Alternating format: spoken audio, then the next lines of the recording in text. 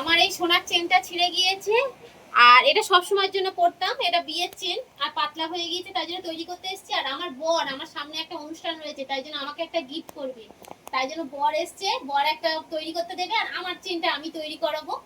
আর এই দাদার দোকানে সবসময় আমি যা সোনা পরি এখন করে দাদার দোকানেই তৈরি করি। আর দাদা খুব ভালো মানুষ।